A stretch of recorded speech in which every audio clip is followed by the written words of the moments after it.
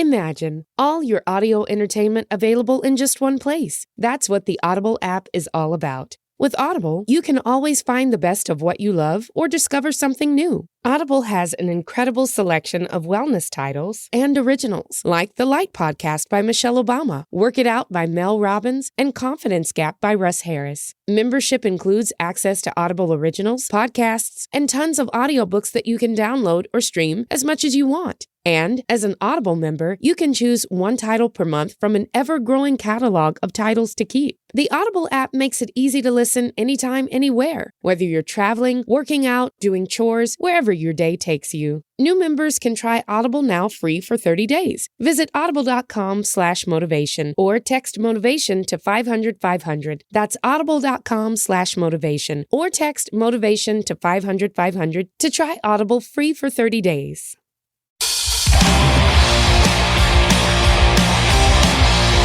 This is Full Change with Tom Laidlaw.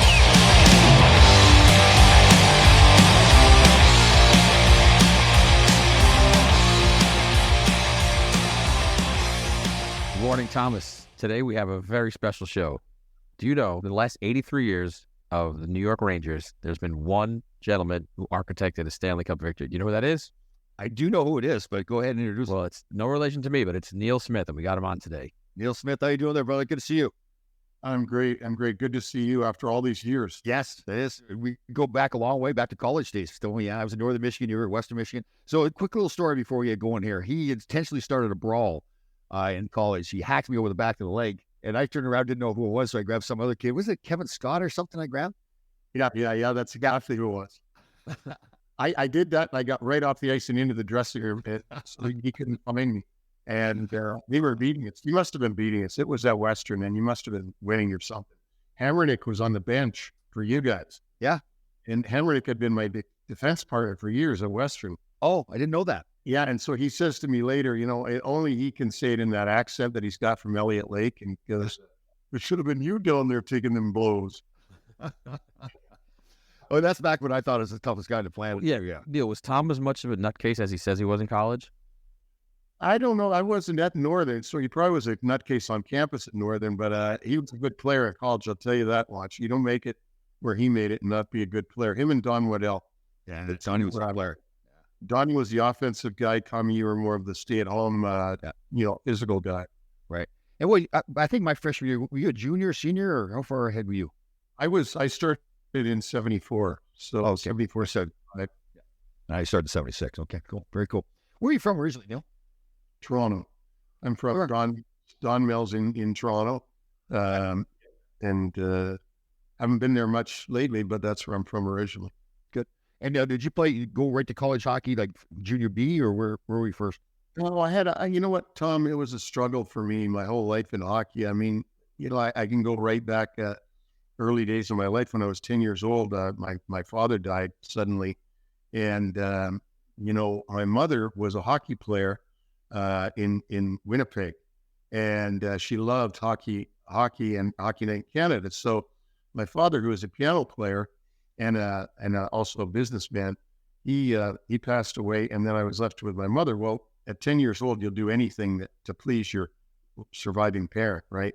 So I started into hockey, played house league and all that kind of stuff like we all did, and then started to move up, and then way up in 74, I got that chance to get a little bit of a scholarship to Western Michigan, and that's what really started me in the right direction, was that I got that opportunity. Bill Neal, I thank him every time I talk to him that he gave me that opportunity.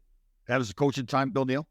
Yeah, at the coach at the time of Western Michigan. And at the very beginning, Tom, when I went there, we were Division II, and then we were promised to be Division I in 75, 76, and we were in the CCHA. And I remember you guys, I think, came in a year later. Yes. And Northern was like an expansion team. When I say that, I don't really mean expand, but they were a new hockey college. And you guys did quite well right from the beginning. But we came in that year. Lawson Ice Arena was the first year. I played in it the first year that was open. So now they're thinking of getting a new one naturally, because it's like the rest of us, it's old. No, you're getting younger all the time. So you were there the full 4 years? Yes, I was. Yeah. And then you got drafted by the Islanders, correct? Well, I got drafted by the Islanders actually the summer before I went to college, 74, and out of Tier 2, and then went to college for those 4 years. Was the first time in my life that I felt like I was a decent player, not a great player, but I felt like I was a pretty good player, and it was a confidence that the getting drafted and also that Bill Neal gave me in college that I became the player that people thought I should be rather than being that player and then them finding out. I was like, I got there, I had no confidence. And then suddenly, because everybody else had confidence in me, I was like, oh, I guess I am pretty good. That kind of thing. Yeah, sure. But that won't do well for you when you try to become a pro at all. Right. As you know, you got to have a lot of confidence to be a pro. I didn't have that. That's where my career fell off, but that's okay. Is it funny to look back at that? Tom and I joke around about it a lot. You're cocky, you're arrogant. Like you have to have that to play in the National Hockey League, right? To make that level. Well, and I came to training camp with the Islanders in '78. Wow. And they had Dennis and everybody. They had the whole crew ready to win the cup a couple of years later. And honestly, I tell people this. I used to be out there and go like, what am I doing out here with Dennis Potvin and Brian Trottier, Tart Illy, Mike Bossy, and oh my God, and John Tonelli's out here. You can't play if you're going to be like that, right?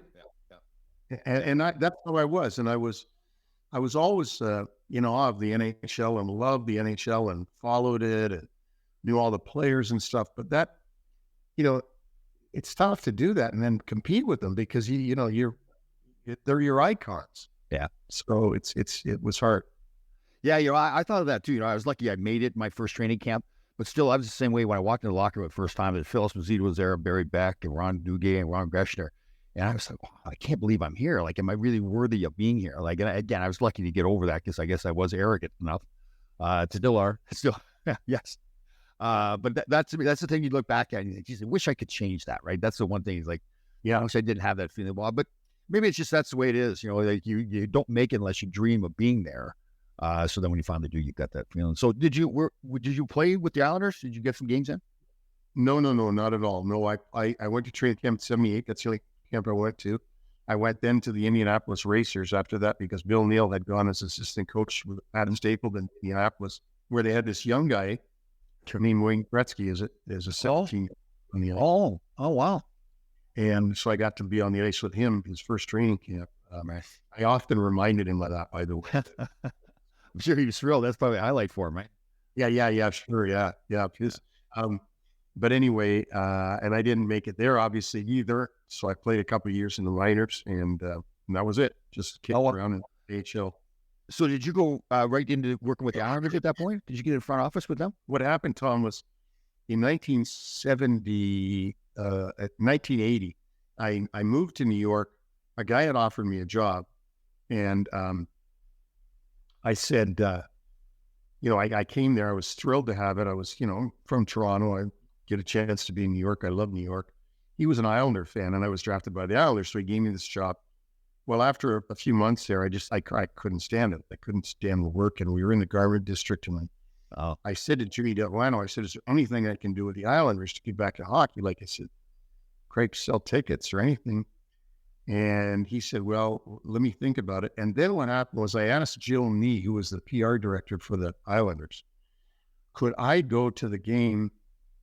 This is a fascinating story, so I'll take my time to tell. Yeah, it's good. Could I go to the game when you play the Rangers at Madison Square Garden this week, next week, whenever? She said, sure, I'll get you a press pass. So I went to the Garden, never been there since I was 15 years old, walked in, went upstairs to the press box, sat down, this completely true story. I'm sure you were probably on the team, right? 80, yeah. 81? Yes, yeah, but for sure. So I'm sitting down the aisle at the press box from Lauren Henning.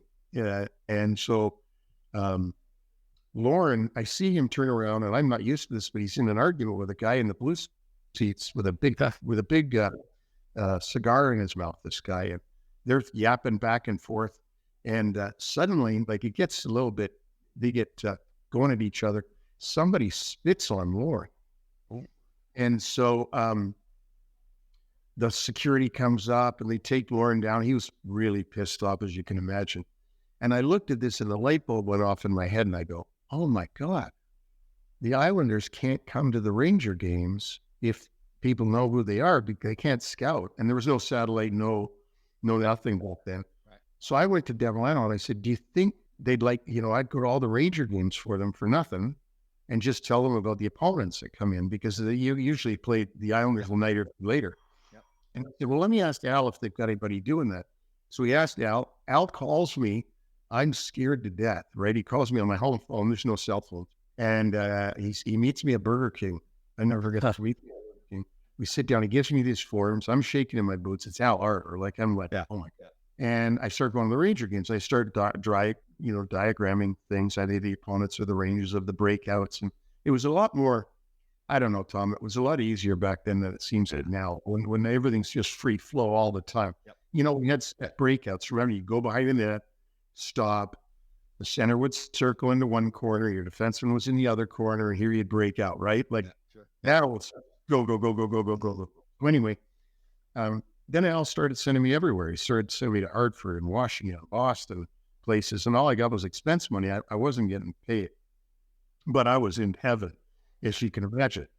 And so from there, they win the cup. And what really promoted my career, and you're going to laugh and hear this, was we played the Rangers that year, and they won 4 straight. And in the series, Barry Beck said, I don't know what's going on, but it's like they know what we're going to do before we do it.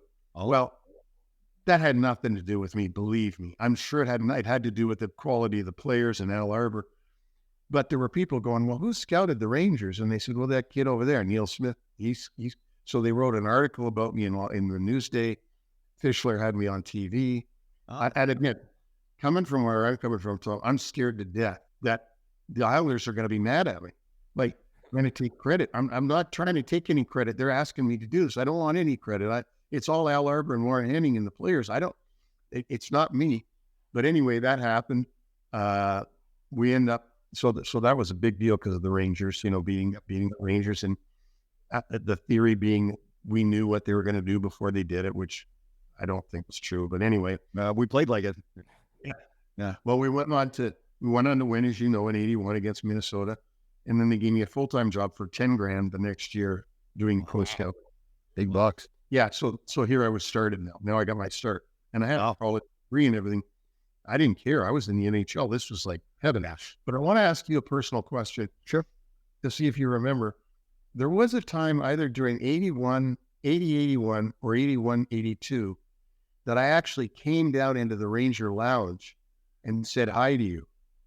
I don't remember, Neil. You were sitting on a couch with some other players. I think the game was over. I don't know how I got down there. I don't know if you played the Islanders. I have no idea. All I remember is I knew you from our college days. Only, we knew who each other was, right? And then I came down and said, hey, Tommy, Neil Smith. And you go, hey, how are you doing? And you're on that one of those couches in that lounge that we had there. Sure, yeah. And I wrote to this day, whenever I think of you, I think of that. When I think of that, I might go, you're so pissed to me. Like, you're like, hey, you're not like, what are you doing in here? You're like, oh, yeah, hey, you're great. I think you might have been sitting with Gresh. I'm not sure. Yeah, probably after the game, having a few cold ones, yes. Frankly, I'm kind of shocked to hear this. I thought he'd big time you for sure. I was faking it, being the good guy, yeah. Just faking it. That's pretty cool. Okay, so how long did you do that then as a pro scout? Just 2 years. I did it 80, 81 and 81, 82. And then Jimmy Delano got the job in Detroit and had me come with him to Detroit. And I spent 7 years there, moving up all through the different jobs, the pro scout, the director of player personnel, chief scout of the amateur draft. I did the amateur draft for many years. So and then in 89, when Phil got fired, and see, here's the key. So Howie Rose and a lot of other guys from the press box and from the press room knew me from my Islander days. Sure. It followed me through Detroit. And so now when Phil got let go, they all started saying, well, what about a guy like Neil Smith who really does know players and does know hockey? And so they started promoting me. And as luck would have it, Jack Giller interviewed me. And then everybody else dropped out except for me because there's Scotty Bowman and Bob Johnson and Herb Brooks and all these guys. And I was the last man standing. So I got it. And I remember at the press conference, Tom, they said to me, how does it feel to know you weren't the first choice? And I said, I don't know whether it was the first choice or not. All I know is that I am the choice. I'm here. And they like that answer because that's a typical New York thing, right? Oh, yeah. Pick apart. How do you feel about it? Neil, I asked this question in a very good way. So to move up the ranks like you did in Detroit there, was that based on your scouting record, the drafts and everything? Well, I think it was based upon Jimmy Delano's confidence in me that I was doing a good job for him and that he was the GM the whole time and that he had a lot of trust in me in whatever jobs he gave me. And it was a lot smaller organization, back then in the 80s. One of the things that I like to mention that's true, Ken Holland was our goalie in Adirondack my first year, which was 82, 83, or maybe 83, 84 as well. I'm not sure. And then when Jimmy D was going to sign somebody else and let him go from the Adirondack team, I said to Jimmy, well, we need a Western scout. How about Kenny? Because he's from Medicine Hat. Yeah. And that's how Kenny's career started. Wow. So everybody knows that's Kenny Holland, who was the GM in Detroit for 20-some years he was in Detroit? Yeah, he was there from 83 until, a few years ago when he went to Edmonton. So I think he was there 30 years. Wow, that's amazing. So now he's in Edmonton making, $5 million a year as a GM there? Brilliant. Yeah. That's funny. He's good. He's a good guy. So when I started the agent business, I had guys like Dallas Drake and everything. And Kenny was really just getting going in his management career. And so I was living in the Michigan area, and we really hit it off too. I liked him. He was a good guy. So Neil made some really great draft picks when he came to the Rangers, including Kovalev, Nemchinov, Zubov, a lot of Russian picks. Dougie Wade you picked as well. My real skill, guys, I think I knew players and I did well. And by the way, I want to go back to one thing is that, Tom, because this is important. When I was a player, unlike yourself, I didn't have the arrogance or the confidence or the physical confidence in myself that I could play in a tough time, right? It was a tough time in the NHL. And I never had that confidence in myself. But I can tell you honestly that as soon as I got the chance to be in management, I was like, I knew I could beat everybody. Yeah, I was going to say that it kind of amazed me that you said you didn't have confidence as a player. Because, and again, it's a good way. The way you carried yourself as a general manager was that you were total control. You knew exactly what you were doing. You were confident in yourself. And that's how I was, and that's how I felt, and that's how I still feel about that job. If I had, if I had that now, I'm not arrogant about it. I don't mean to. I take other opinions and stuff, but I had no doubt that I knew that I would be able to use my brain to win because I was just going to copy what the Islanders did. I was going to try to copy that. I was going to do intelligent things, outsmart a lot of people. I thought that I could do that. Not that anybody else is dumb, or that I'm any. I just knew that I had that confidence. So like yourself, when you were going in to play in the NHL and could fight guys and stuff, which I could never do. And I mean this sincerely, you had to have the confidence that, well, I'm not going to get my ass kicked. I'm going to, I had the thing with a mental side. I'm not going to get my ass kicked. I'm not going to lose. I'm going to win. Sure. So I always had that confidence. So I've always found that really amazing that you could not have it in one area, but totally have it in another. Yeah, is that true? We've talked about it here on the show before where I went into training camp and they had me playing a rookie game and Hector Marini was playing for the Islanders. So I grabbed him and spanked him around pretty good. I'm thinking, I'm tough, man. I'm gonna beat up everybody in the NHL now. And so the next night, it was Freddie Shero. So they put me in the big game against the Islanders, which I was not due to play, but they saw what I did against Hector. And all of a sudden, Bobby Nystrom comes over to me on the ice, and I'm thinking to myself, okay, there's Bob Nystrom, there's Clark Gillies, and then now we're going to play Philly tomorrow night, and there's Ben Wilson and Paul Holmgren. I'm thinking, oh man, I can fight, but Jesus, this is Not a fighter anymore. Well, you know what it is. It was that make that decision. Is this the way you want to play the game? Because you know how it is. Once you come in and you prove that's your role, then that is your role. You have to keep doing that. To add to that, one of your teammates, George McPhee, who said to me, I said to him, like, how did you fight Bobby Nye and all these guys? And George, you're just a little guy. He says, Neil, I knew if I wanted to stay in the league, I had to do it. Yeah. And see, that's the difference between a guy like him and a guy like me. I'd be saying, I don't need to be in the league that bad. Yeah, I know. Yeah, you know what I'm saying? In all honesty, I mean, it sounds chicken, but it's the truth. Like, I don't need to get my ass to be in the league. There's another guy. It's amazing with hockey players when I talk to them about those intangibles of being scared or going to the tough spots or fighting. I mean, Brendan Shanahan told me because I saw Brendan Shanahan fight some unbelievable fights. One of them with Jerome Ginla, and he cut Jerome wide open, blood all over the place, and all this. I just can't imagine doing that myself, right?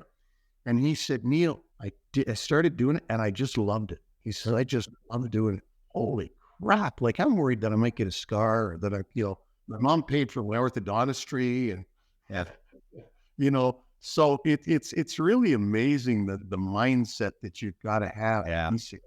Well, it also takes a toll on folks too, because we had Jim Thompson on the show, Neil, and he said he had a fight as a 14-year-old against a 20-year-old, and after that, he was branded a fighter. And he said it really wrecked him, and it wrecked his mental well-being because he had to fight. He wasn't a goal scorer anymore, and it really did a number on him. Well, and I've known some players that have said that too. I had a friend, a very good guy in our. I'm going to go all the way down to the Johnstown Chiefs because I owned the Johnstown Chiefs, and I was one of the guys that I made friends with who had been a player in the ECHL was Jason Spence, and he told me his whole career, starting in Sherbrooke, going up and coming from the Maritimes, becoming a fighter, not wanting to be a fighter. But they told him, you either get out and fight that guy or you're not dressing. So he had to fight game after game after game. And his parents even pushed him to fight. And I mean, he was obviously a decent fighter, wasn't a big guy because he never made it very high above the ECHL. But he said to me quite honest stories about how he just hated it, that he had to do that. And then he couldn't play hockey if he didn't do it. And that, so that's got to take a toll on you mentally. And we've seen with some of the really tough guys in the league or the guys that have fought a lot, that they have had mental problems at the end after the careers are over. Yeah, most of the tough guys that I've talked to really did not enjoy fighting. They knew they had to do it as part of just a role for them. Except for Langer. Langer didn't seem to. Darren Lang did in my whole. Langer, I had Langer. Yeah, he was. Yeah. Neil, do you think they're going to eventually take fighting out of the game? As there's a little bit of a groundswell for that now. Oh, I think basically gone now. Yeah, I was just going to say the same thing. Like the fighting of old isn't there anymore. Like, the guys that are fighting now have shields on. When I watch the fights, like you're punching his shield, like you're not punching his face. So I say to people, and Tom, you and I, we can go on all day about this because we come from the same generation. But I mean, it's like two guys getting mad at each other riding motorcycles, and they get off and start punching each other with helmets on. Yeah. Do you remember, Tom, when they started in junior that you had to wear a shield? I do remember that. I was in age business, yeah.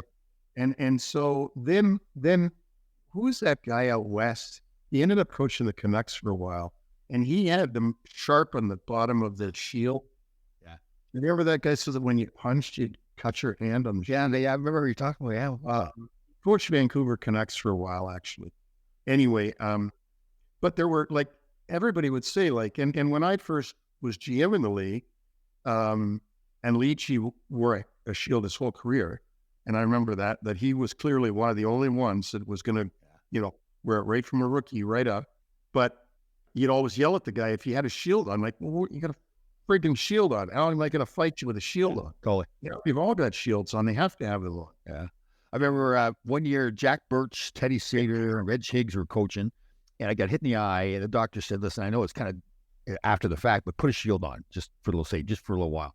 And Jack Birch, I really liked, I really respect him a lot too. And he came up to me, he says, really sarcastically too, he says, so I guess that's going to change the way you play now.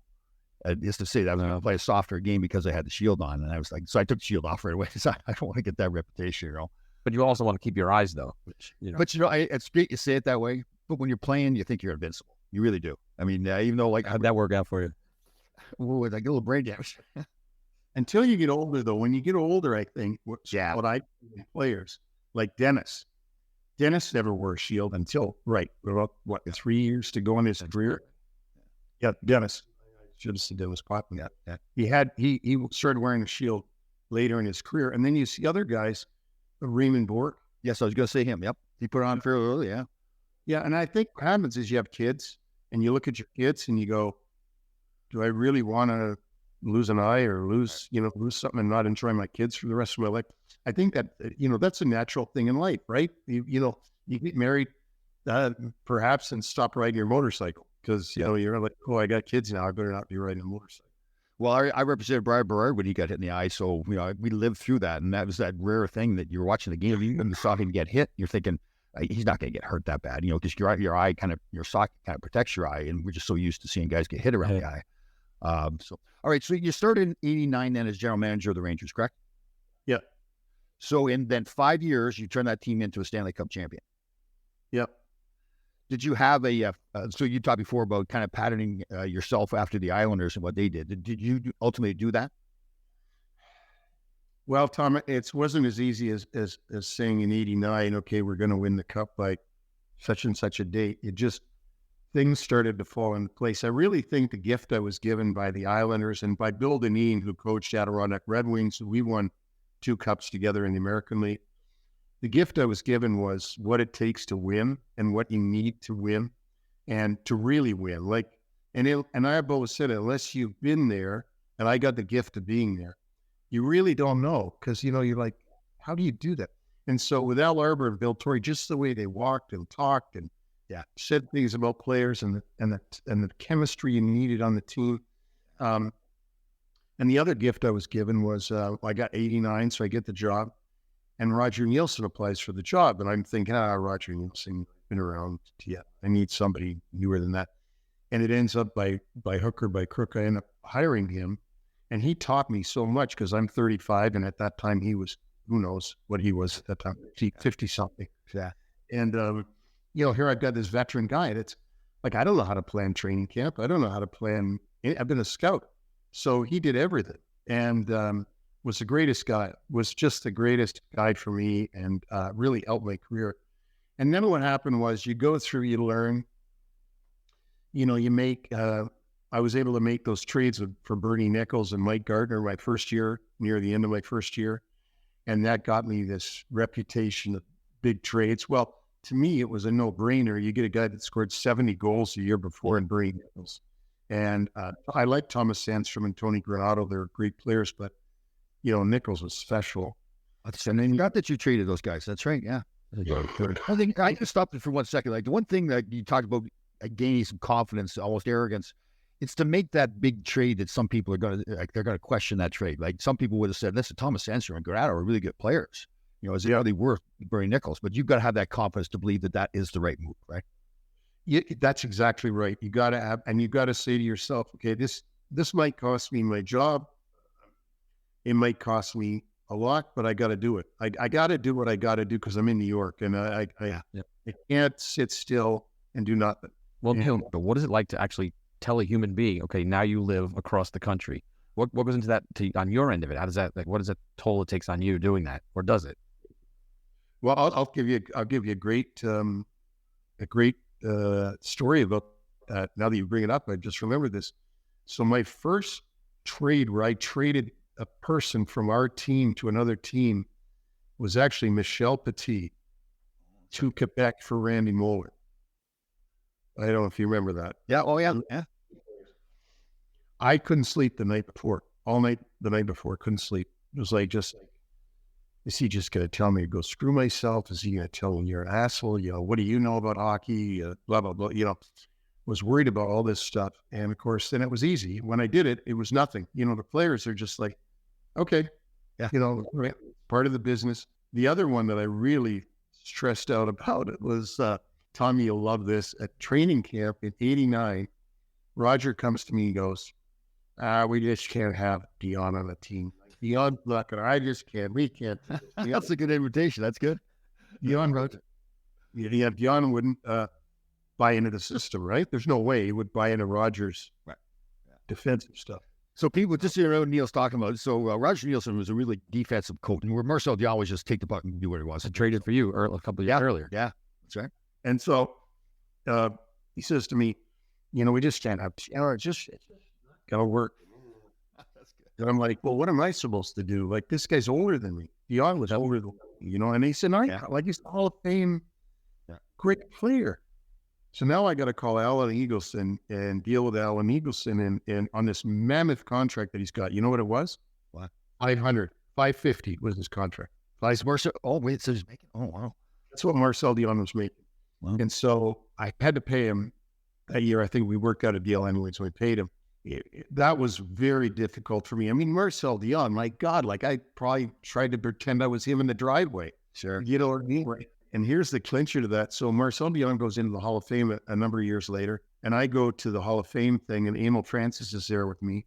And Emil Francis goes up to Marcel's wife and says, "Oh, hey, congratulations, Hall of Fame, this and that. Oh, by the way, this is Neil Smith." She looked at me and she goes, "Oh, you're the man that ended my husband's career." Oh, wow. Yeah, I know. It's tough. But getting back to things, you learn that you got to do what you got to do. And I wanted to win and I wanted the job, so I had to do what I had to do. I just told myself every day, you got to do what you got to do. You got to do it. You can't wuss out on this. So is that what you were saying to yourself when you hired Mike Keenan? Let's go back to 92 first, because they got very close. Neil built a great team in 92 that won the President's Trophy and hit ready to roadblock in Pittsburgh. So in 89-90, we win the Patrick Division, which was the first time they'd won a division since 1942. Never won first place since 1942. So we won it in a week. The Patrick Division, we won first place.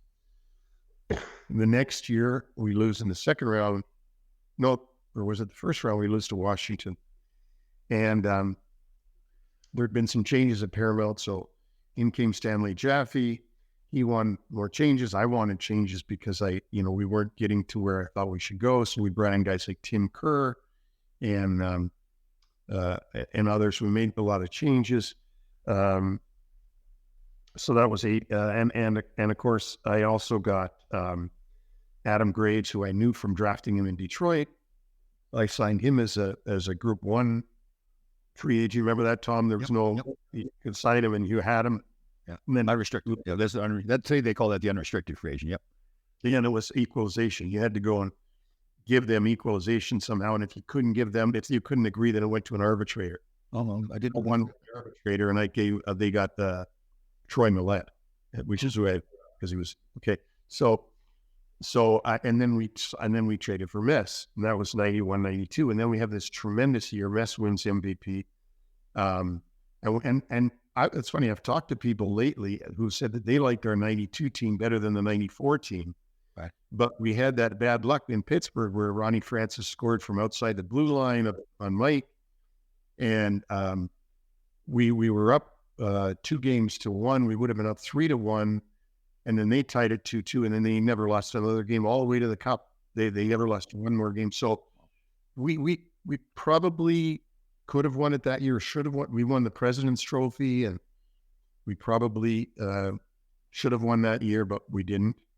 And then we go into the summer of 92, 93, and we're coming back with a team, and Mess is not happy. I mean, I'm putting this but without Mess, I don't have a career, so I'm not criticizing him at all, but I do have to tell the truth, which was he didn't think we could win with Roger. Oh, isn't totally sure. And he was right. Actually, he was right. He was absolutely right. But my heart didn't want to do it. I didn't want to hear that. Can I ask you, Neil, how did he handle that? Did he come to you in the office and say, "Listen, we just can't win"? Was he like a little professional about it, or was he pissed? No, he wasn't pissed. We signed him to a new contract at the beginning of that season. Mm-hmm. And when he dropped, I remember I was in Pittsburgh and he dropped it off in my suite. And he said, "Well, thanks, Neil. This is great." And he says, "But I got to tell you one thing, we're never going to win with this coach." And I was like, "Oh, no." Oh, my God. And, yeah, because so can you imagine, right? So the star of maybe the league, one of the top leaders ever, comes to you in your suite and says, "You're not going to win with this coach." Like he doesn't. Yeah, I just don't like him a little bit. It's like we're not going to win with him. Right. Yeah, and this is a father figure to me. I mean, This is a guy where I love. I've gone jogging with him and his dog. I've done all kinds of stuff with him, and so the year went on. We faltered a lot. Mess got injured. Leach got injured. We did a lot of different things, so we weren't doing well at all. But I forget what month it was. So I had to, change Roger, and I brought Ron Smith up because he was having this unbelievable year in the minors. So he came up and coached the rest of the year. Quick story about firing Roger. Was up all night again. Took the car to Rye. Walked into his office, looked at him, started bawling my eyes out, just started crying. And he knew right away, like, obvious, and I said, I'm just sorry. I was just in tears. Honestly, I was. Was he aware of Mess's feelings toward him? I think he was by then because there was so much friction going on with the locker room and stuff. It's kind of naive, Roger, in some ways, but I think he knew that. Anyway, long story short, we still don't make the playoffs. Now we have to do something dramatic as the season's ending. So as the season's coming down to the end, I said to my superiors, I said, we got to get a guy who's used to coaching stars, because we now have not just Mess, but we got Kevin Lowe and we got Eddie Olchuk and we got Adam Graves has turned into quite a player, but he was humble. We got Tikkanen, we got all these guys that are used to winning, and they're tough to manage, right? And I would think for a coach. Yep. And I said, I think there's only 3 guys out there that can do it. And that's Scotty Bowman, who's coaching Pittsburgh, Al Arbor, who's coaching the Islanders, or actually, I think he was VP of the Islanders at that time. I think he took a couple of years off. And I said, or Mike Keenan, he just got fired from Chicago. He's the only guy available. So we went and got Mike Keenan, just negotiated into a deal to get Mike Keenan. Now, Neil, can I ask you a question? So he's got quite the reputation at this point, right? Like Mike Keenan takes care of Mike Keenan, and there's nothing wrong with that. That's business. But he became that guy that a lot of GMs would hesitate about hiring because felt like he wasn't going to listen to anybody. Right? Did you feel that way? Right. I didn't know it to that extent. And here's my arrogance. My arrogance was, I'll get along with anybody. I can work with anybody. Right. Nobody's going to bother me. I know how it's not going to bother me. So we hire him, and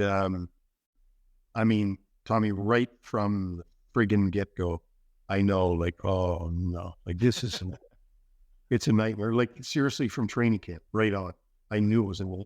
I said to him, one of the things I said was, I came into the office at Rye. We were going to have the first meeting. Now you have the first meeting at training camp with the players. Yeah, sure. She talks to you, coach talks to you in like a meeting room or something. I said to him, well, you got this. Do you want me to be there? Or I don't give a fuck if you're there, Neil. If you want to be there.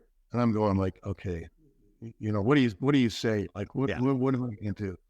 Some guy talks to the boss that way, right? Yeah. Well, yeah, and doesn't consider you the boss, obviously, because he's so arrogant.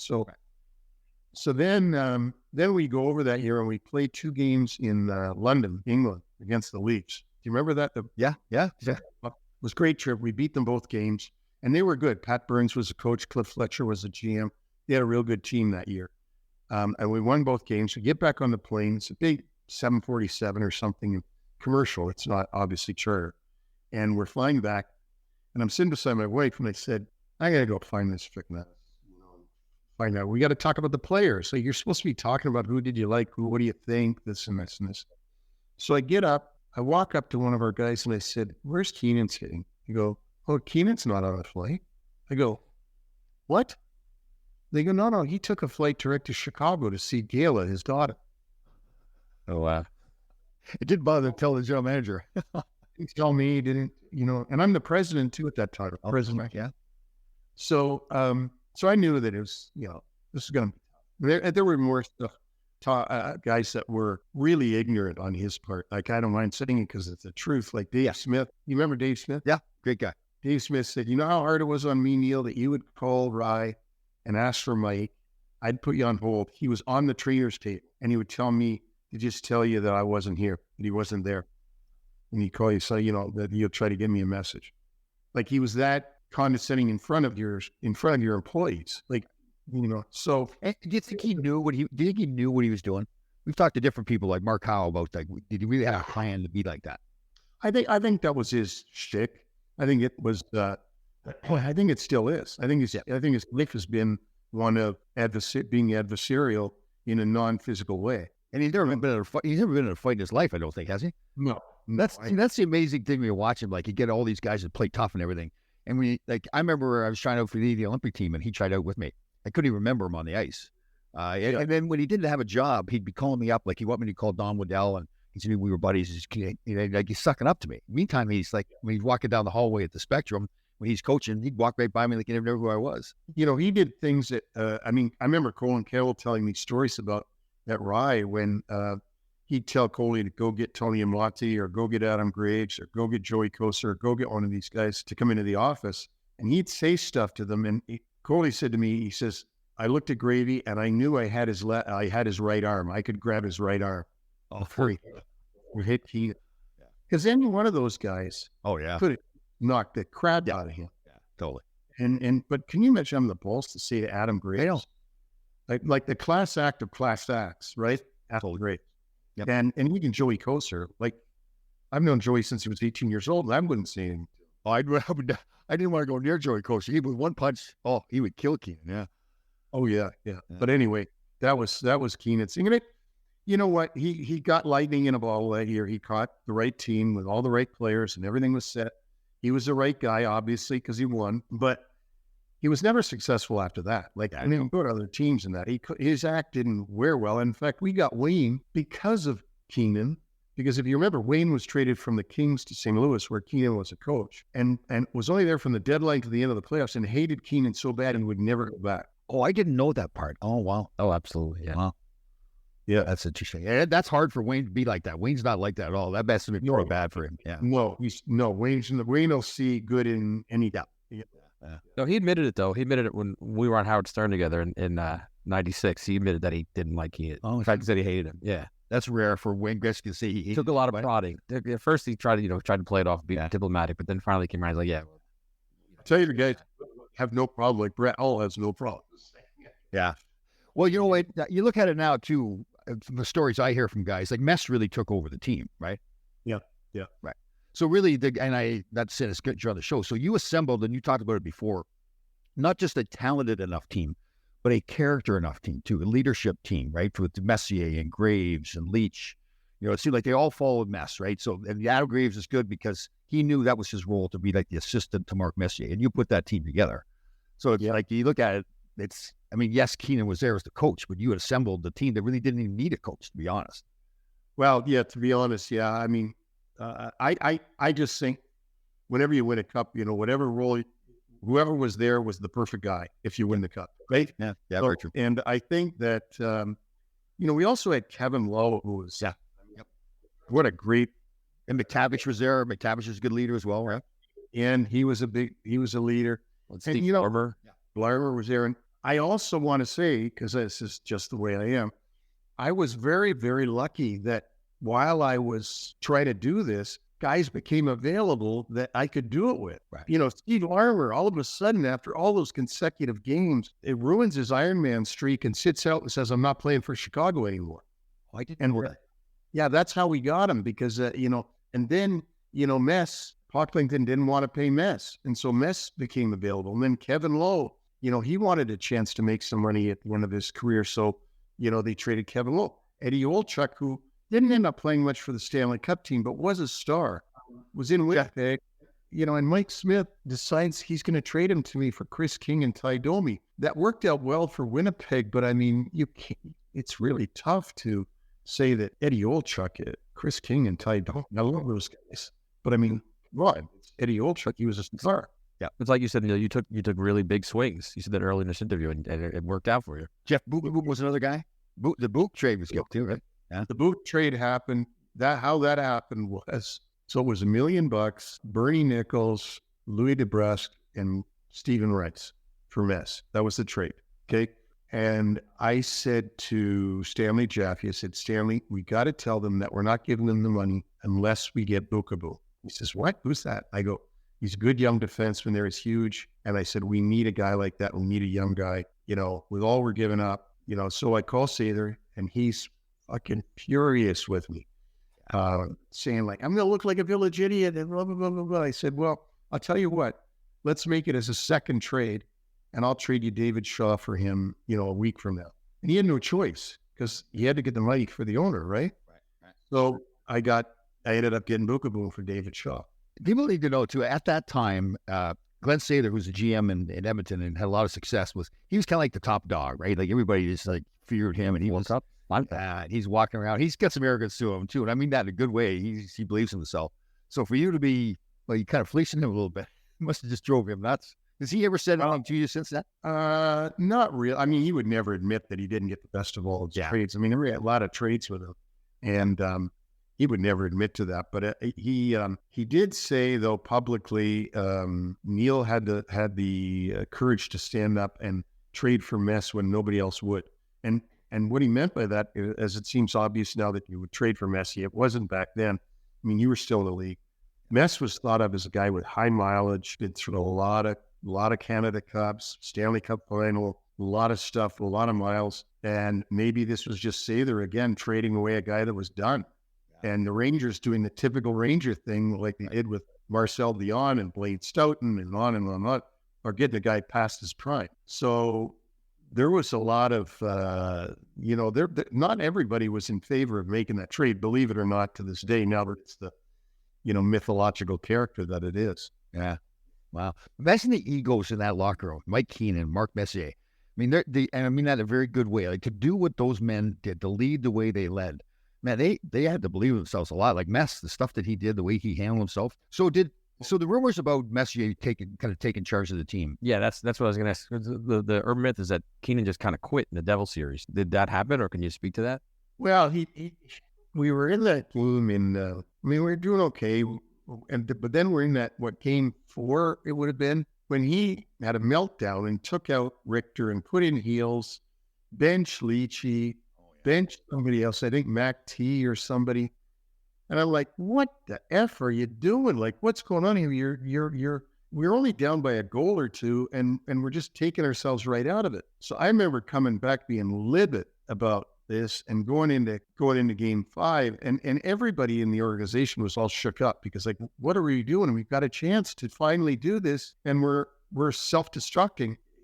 That was really hard. I don't know that he quit. I mean, I wasn't in the locker room. I wasn't with the players, but he certainly did stuff that was, like, what are you doing? You're sending the wrong message to the players, the fans, everybody, that, you're giving up on this thing. So it was Mess that did take the team by the bootstraps. And I'm not sure it was some motivational talk that he gave them, or it wasn't just by his own presence and by the things he would say that would give people confidence that we're going to win. I know when he came out with that guarantee, people have asked me that a lot. What did you think when he said, a guarantee we're going to win tonight? I was like, that's great. I want to win it so bad. Thank God he's going to, like, I was so happy that because all I'm doing, as you guys know, is I'm sitting there hoping. I'm up in my box, just eating popcorn and hoping that we're going to win. So to hear him say that as arrogantly and as confidently as that was, made me really believe, that we could do it. Yeah, he had that ability, right, to really act in that way, that he believed in it so much that everybody else said, well, if he believes it, then I believe it too, right? So, well, he had a lot. Mess had and still has, I mean, a lot of things that you could learn from him about winning, in that, you've got to see it to make it happen. You got to believe it before it can happen. All these different things. And he walked with he really walked with the walk of a winner, a guy that said, I'm going to win. It wasn't a put down to anybody else. What it was, hold your head high.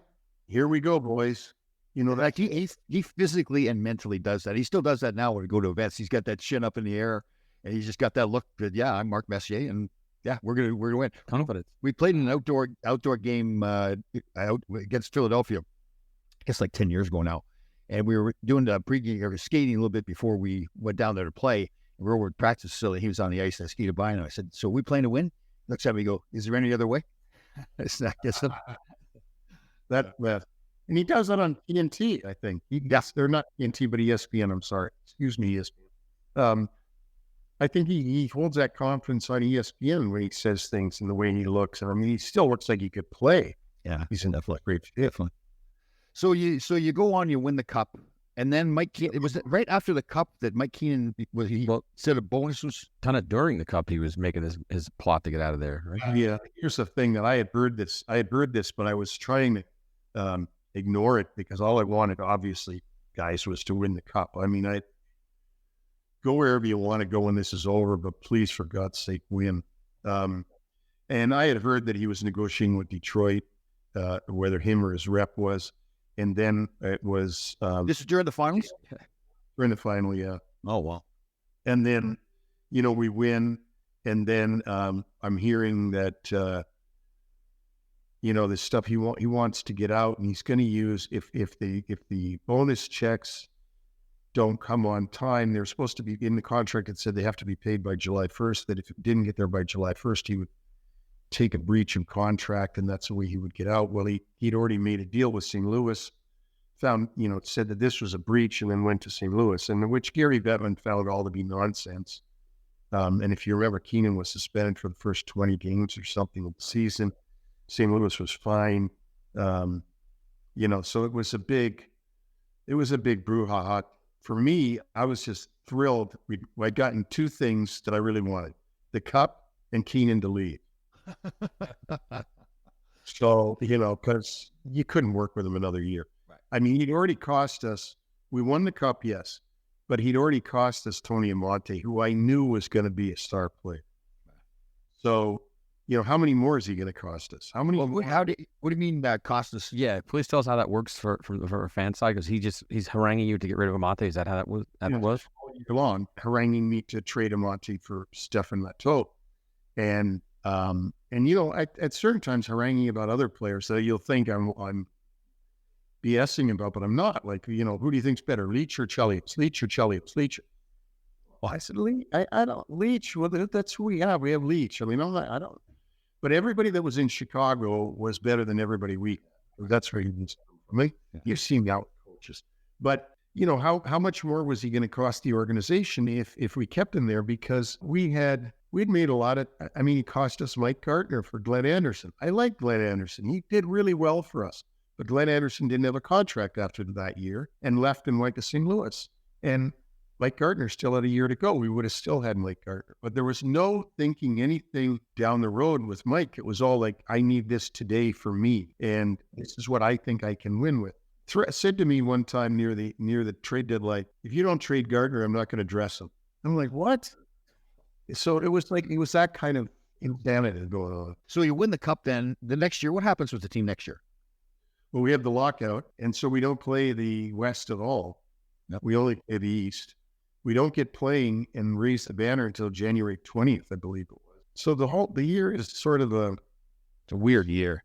Yeah, we don't really get to be the champs in the way that you should get to be the champs. There wasn't the whole year pressure, like going back to training camp and saying, okay, you're the Stanley Cup team. Will you be able to do it again? And so we end up getting into the playoffs that year. We beat Quebec, who was the best team in the league. And they had Wendell Clark that year and others. In fact, that was the last year they were in the league. Yep. We played in the last game ever at the Quebec Colisée. And then won the cup the next year. Yeah, they won the cup the next year as Colorado. And we lost 4 straight to the Philadelphia Flyers with Lindros and the Legion of Doom. They were just coming into their own in 95. And then, of course, we all know the Devils win against Detroit with their famous Jacques Lemaire shutdown team that they had, where you're lucky to get the double digits in shots on goal in a game, right? Do you remember that? Yeah, Marty Brodeur, yeah. Yeah, it's crazy. Yeah. So how many more years did you have as general manager and president with the Rangers? I had after that up until 2000, 99, 2000. And it was really changing ownership that cost me my job because, I had been telling everybody all the way along, including the public, like, okay, we're trying to win, but there's going to be a price to pay down the road. You can't trade Doug Weight, Tony Amonte, Todd Marchand, and not pay a price down the road because you don't have the young players. And then they brought in the 94 negotiation that was the lockout. They brought in free agency at an earlier age. And so who had the best players, the older best players, is the Rangers. We started losing guys to free agency. So that year, Noonan left, Anderson left, others started to leave the next year. And we're in a rebuild, trying to do a rebuild, but then they change, then they sell the team. So the next people up, they don't know, where I started in 89. And this is a problem with New York a lot of times. If you're with Mike Ilitch and the Red Wings, well, they know exactly when you started and what it was like and how you progressed the organization along.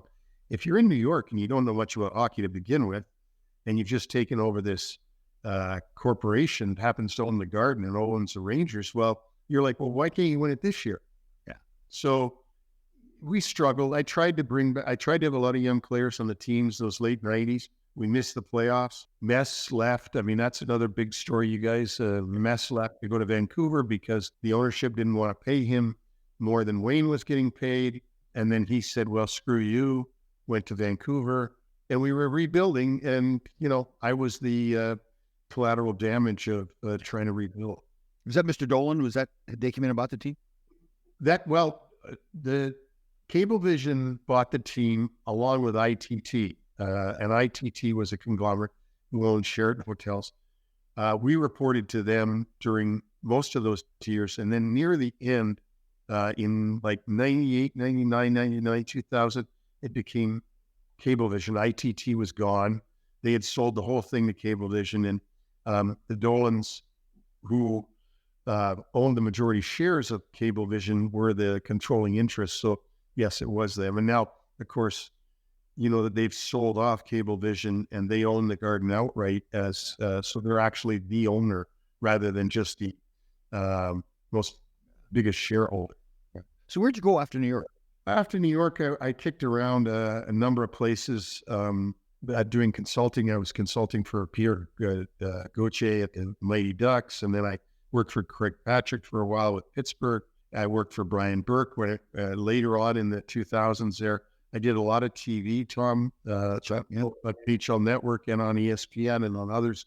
I really enjoyed that. My real bad luck happened in the summer of, I think it was the summer of 2005, when Toronto Maple Leafs decided to hire a new GM. Pat Quinn had been coaching GM. They decided to make him just the coach. And I got interviewed multiple times. It came right down to me and John Ferguson Jr., and they hired John Ferguson Jr. And I was the Toronto guy that had won the Cup, dealt with big media, had all the I's dotted and T's crossed, but they decided to choose someone else. And that's what really hurt, because had that happened, I would have been off and running again. When it didn't happen, you start to get to that point where people are going, well, what's wrong with this guy? There's got to be something. Well, hiring. And so I remember thinking that, like, you come in here and win the Cup. You put that team together, you win the Cup, you deal with Mike Keenan.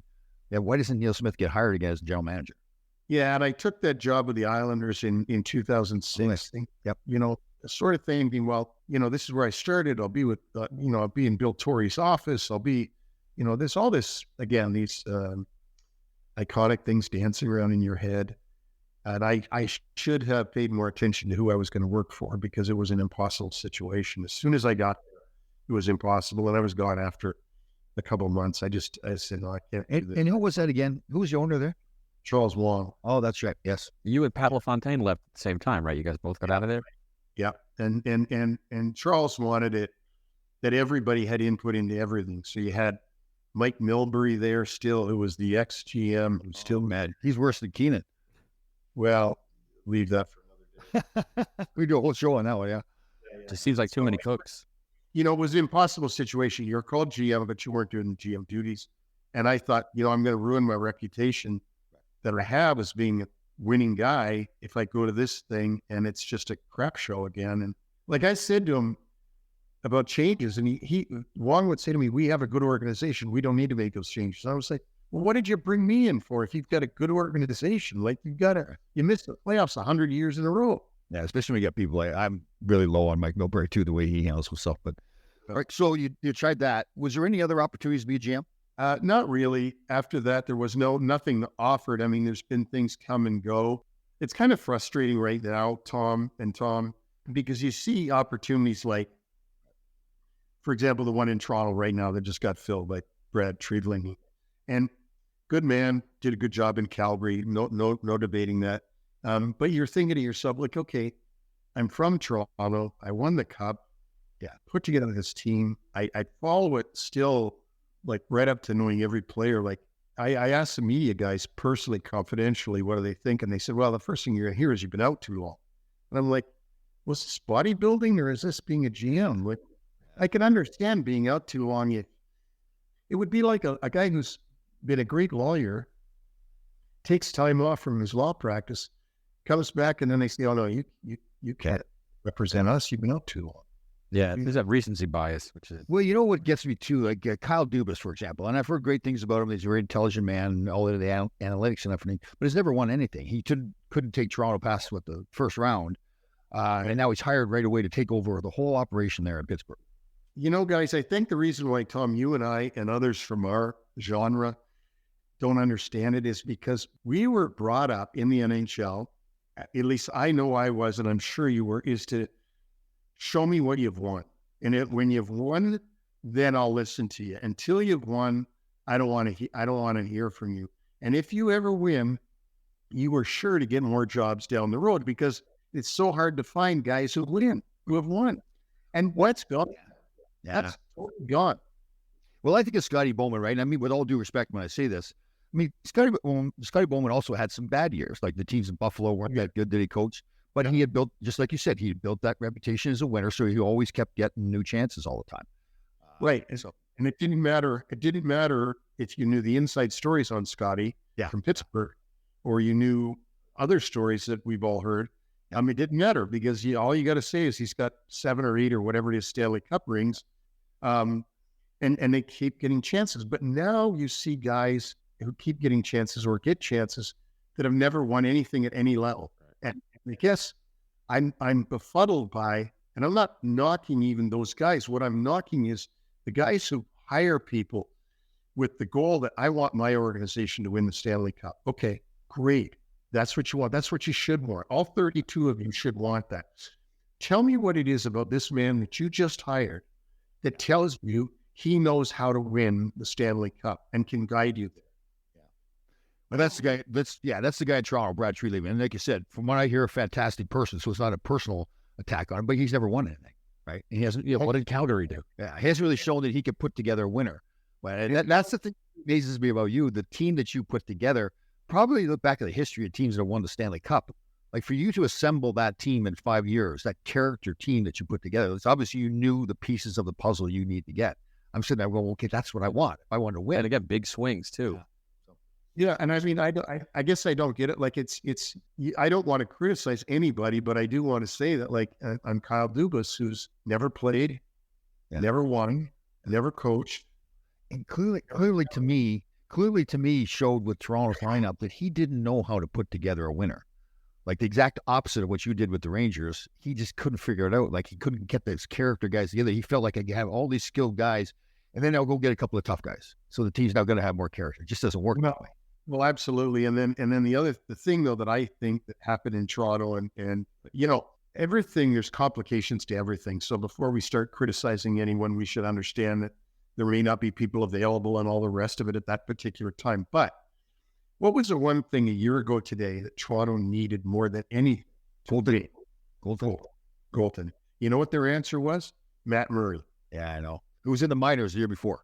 Well, Matt Murray played for was traded from Pittsburgh to Ottawa, had horrible years in Ottawa, right in the same province. But I guess because Matt Murray played for the coach, Sheldon, and I think he might have played for in the Sioux for Dubas, that they got him in there. Now what happens is during the season, he really is a guy that gets hurt quite often. He's got a very low pain tolerance. They didn't get the most integral cog you need to team win. They didn't get that. And I'm not saying that cost them the playoffs, but you know, you're a GM. You look at things and say, what's the most important position on a hockey team? Goaltending. You have to. It's like having a house and having a broken window. Like, you know, it needs to be fixed. Fix it. So what are you doing now, Neil? Now I work for UBS, the financial firm, and I go to all the games at UBS Arena with the Islanders. In fact, here's something I wanted to show you, not because I'm not an Islander fan, but to see. Put that away. What is wrong with you? Put that away. That's in the plan. Well, they're paying me. They're paying me. Right. Also got this you'd like to see, which is bring out the rat. Oh, look at that, Florida. Where are you living? I live in South Carolina, but I went for that game 4 to see them knock out the game that they knocked out Carolina. So yeah, it's been Tom. It's been fun, Tom and saying Tom for. It's been fun because I've gone full circle. I've gone from the days of idolizing the Islanders in the late 70s when I was playing for Western Michigan, all through all these years, and now I'm back again. Not with the Islanders really, but I'm back in that Islander thing, and I see Dennis, and I see Brian Trottier, and I see John Tonelli. Yeah. And I really have fun. It's really because they're my age, and it's fun to see them. And you know, I unfortunately I don't have that with the Rangers. I do have it with some of the players, you know, the '94 players and that. But you know, the alumni thing isn't as strong, or at least it's certainly not for me with the Rangers. They don't include me in anything. I don't get asked to go to anything. So Well, we're gonna fix that. We'll make some phone calls to fix that. Okay. well, I didn't realize that was going or not going on. So we'll call. no, Tommy, I haven't been to anything. They don't. Okay. And I think that's Well, that's backstory on that, but we'll talk about that some other time. So Neil, you look back at it, you did something historic, for the whole league, but here in the city of New York, winning the cup after all those years. Any regrets when you look back at all the stuff you did in your career? I'm sure there's some, Tom. I mean, I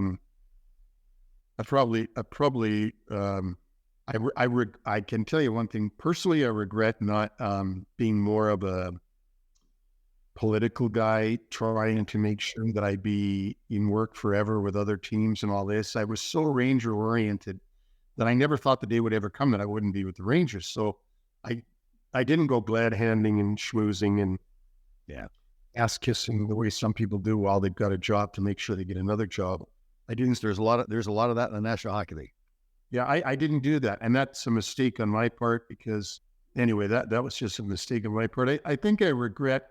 I don't know what I could regret with the Rangers. I mean, I did everything to the best of my ability. I really am sad that they didn't understand once we won the cup that this isn't going to happen very often. You're going to have to pay a price, but just be happy that you did it.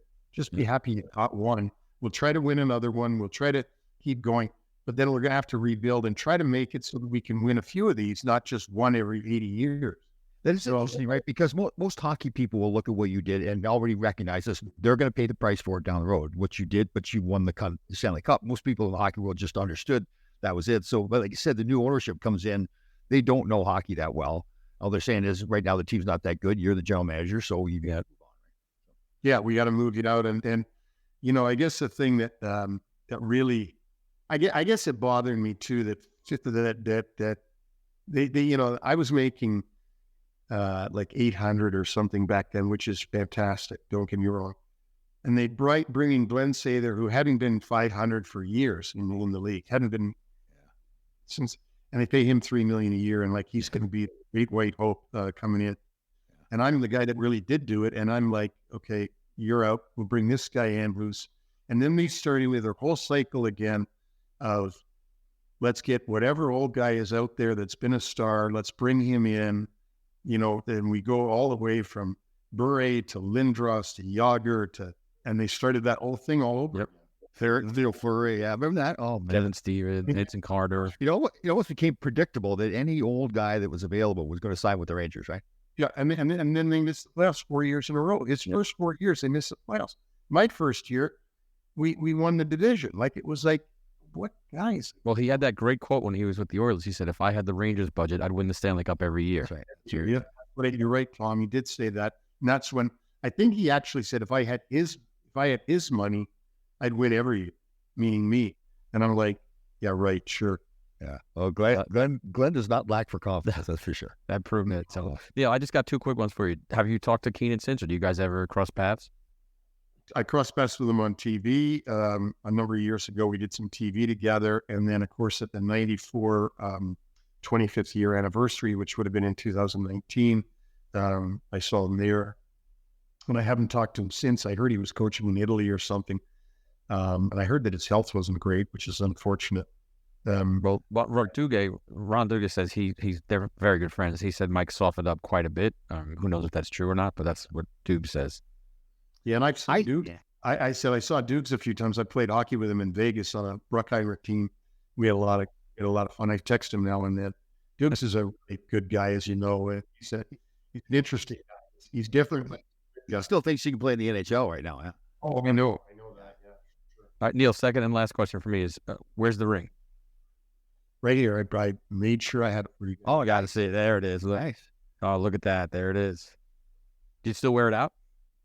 I wear it, when I go to games, and wear it if I think that somebody would like to see it. I don't wear it, normally because I don't like to draw that attention, and that's the truth. Like if I'm going to wear it out to a restaurant or something, I don't want people saying, "Hey, what's that? What did you?" No, but at a game, you definitely want people looking at that and saying, "Here it is." I mean, that's a call. You know what in the role that I have at UBS Arena, I have my Islanders ring, and I wear them both. And it's sort of fun because I can say, "Oh, you don't like the Rangers? Well, here's an Islander ring. You don't like the Island? Here's the Rangers ring." How many people have won a cup with who's on the Islanders? 2, Greg Gilbert and Neil Smith. How did you know that? That's good. It's that NYU education. That is good. That's impressive. Wow. Yeah, I use that trivia question, and nobody gets Gibby on that. They don't get it. They'll say something like Healy, no, Healy. No, that's good. No, we're the only two that have a Ranger and an Islander Stanley Cup. Wow. You know who came close? Remember Mike McEwen? Like, he would have come close, right? Didn't he win one cup with the Islanders? Or Yeah, but then you guys lost. Well, you weren't there. so something came close, yeah. Did he win a lot? You know who? Steve Tambellini got traded to Colorado, was it, for Mike McEwen? I believe that he won that cup. So that was 81 or 82. Right. Yeah, McEwen was definitely a cue ball. Yeah, Cuba, I was going to say, there's an interesting guy. We do a show on him. Well, Neil, listen, I think you've had a fantastic career. That goes without saying, to win the cup.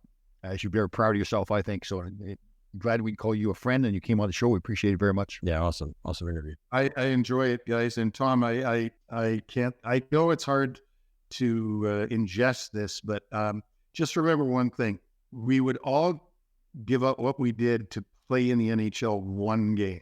Yeah, just one game. So the players are the NHL. I'm not.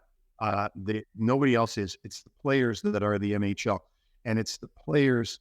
You know, I'm lucky because I found a way to participate in the NHL outside of being a player, but I will always have the greatest admiration and look up to guys that actually played in the NHL. I was never able to do it.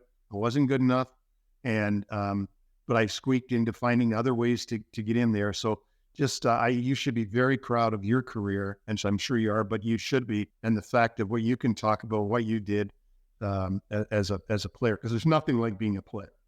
Yeah, it's funny. I appreciate you saying that. You think about it sometimes, especially as you're getting older. I go and do a lot of events with the Rangers, and you see all the fans out there, and they still remember, like, back when I played, like, when I first got back to the area, I thought nobody's going to remember me anymore. But you go to the events, everybody remembers those great days. So I appreciate you saying that. Yeah. Great to see you again, Neil.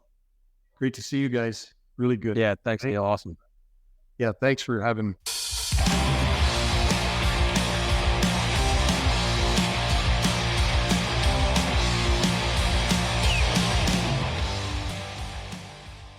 And Tom, how many guys, I mean, there's one guy in the world who can say he was the architect of the Rangers Stanley Cup. What living you would be. The great Neil Smith. Yeah, it was really good talking to him again, because we played against each other in college, and I really didn't run into him that much, except when I was in the age business. I don't know if you realize our fans do, or they are aware of that. Were you on Survivor? Yes, it was to pretty much start. Guest spot, right? You did a guest start 4 episodes. But what I was great to remember of all the moves he made, I remember when that was happening, you can see that's like, he's putting that character team together, the Mark Messies, the Adam Graves, Kevin Lowe's, Jeff Buchmo, all those guys. And he did all that too. And even to take on Mike Keenan, which is the heavy load. Well, that was a good chunk of it. And it's great to hear those inside stories, how, Keenan wanted Amonte gone. And, it turned out Amonte turned out to have a great career. Probably would have helped the Rangers, but Matteau got the goal. So, who knows? But, yeah. And then even to know after the fact that, he got fired because, the team's not very good right now. Well, it's not good now because I gave away all the good young players to get to the Stanley Cup. So, you sell your soul a little bit. But, I mean, it's kind of a shame that he's not running an NHL team right now, because the guy he's done it. Right. And like he said himself too, and I admire this in a way as a person, but I think it hurt him in his career where he was not a self-promoter. Yeah. Right? He wasn't out there pushing for jobs when he already had a job. And that happens. It happens in all careers. Yeah, anywhere. But you see those people, and you can see right through them usually right away too. Yeah. But I guess some people don't. That was great to see him, man. It really brought back memories. I remember there's part of me that was very jealous when they were winning the cup. Man, I can imagine how great it would be to win. But you're happy too. Even though I wasn't with the Rangers any longer. But you're gone 7 years there. It's like, it's close. Yeah, it's tough. I remember thinking to myself, watching it, going, "Oh, imagine what it'd be like to win it." Yeah, it was pretty. Yeah, it's pretty. Were you back living here? Or were you still? So I would have been in Michigan at that time. Yep, going in the Asian business. The city was insane. It was insane. Yeah. It is fun when you go to events. Those guys are all great guys. The '94 guys, there's no different than anybody else. But the way they're treated by the fans, because that they're just like an inch taller than everybody else. Yeah, just a little bit. Yeah. They're great. I've got to be, pretty good friends with Brian Leach and Steph Matteau. Man, Leach is funny too. He's a good guy. Yeah, no, that was great, and it was really cool. At the very end, I asked him this. I said, "Do you have the ring?" He had it ready to go. He had it right. Yeah, you can tell, and rightfully so. He's very proud of what he helped accomplish. Should be. Yeah. And then he said at the end, he said it's about the players. He was very humble, But I really think he's the one GM. If you look at the teams that have won cups, like the moves he made in a short period of time to get that team to that level. Yeah. Well, if you remember, you might not. You were in Michigan. There was a headline in the back page of the Post, and it was a roulette wheel. It was like the trade deadline. It was all the guys they acquired, and like basically saying like, Rangers are taking a big chance here. Yeah, you know? yeah, They did it. That's true. Yeah, because you think about it, for the game, it's pretty brave to do that because we don't win. I mean, the 16 teams make playoffs, so only one team can make it. And especially after the '92 collapse and the '93 disaster season, like that was it. You're burning best years of Messier and Leach, and this was your shot. And You know, it's interesting too to hear him talk about how he lacked confidence as a young player and as a person coming up. But then as a general manager, he worked hard to give himself that confidence, so he really believed in himself. Well, think about it. You know, someone who can get up on stage and sing in front of 10,000 people, but can't hold a conversation because they're too nervous. I mean, these things. It's just we're odd creatures. Yeah, I mean, he really worked hard to get that confidence. So all those years in Detroit, moving all the way up. So that was a great interview. Yeah, absolutely.